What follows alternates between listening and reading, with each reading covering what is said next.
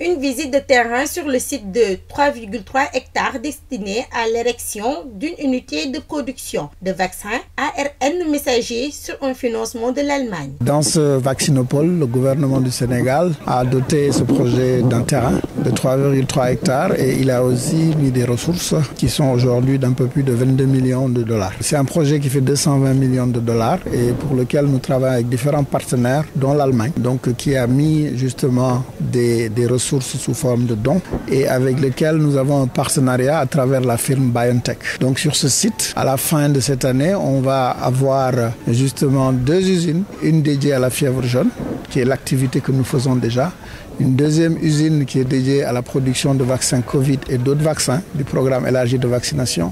et des vaccins épidémiques. Et on va avoir aussi un hébergement des nouveaux conteneurs que BioNTech va amener pour justement faire des vaccins à partir de l'ARN messager. Ce projet a pour objectif de promouvoir la fabrication locale de vaccins ARN messager pour le Sénégal et l'Afrique en général. Nous soyons autonomes en matière de vaccins, non seulement pour le Sénégal, mais de contribuer à 60% de la production locale qui est aujourd'hui que de 1% et qu'on veut ramener à l'horizon 2040 à 60%. Donc ce projet du Sénégal est un projet qui concerne toute l'Afrique et pour lequel notre expérience de producteur depuis 1937 va être mise en valeur et va permettre justement de mettre cette compétence au service de toute l'Afrique pour vacciner les Africains et éviter que des épidémies comme celle qu'on a la Covid puissent se répéter dans un contexte où nous n'avons pas de vaccin. Ce projet vient à point nommé car il permettra à l'Afrique en général de produire les vaccins pour renforcer la protection sanitaire des populations au moment où des pandémies comme le coronavirus continuent d'impacter négativement sur la santé et sur les faibles économies africaines.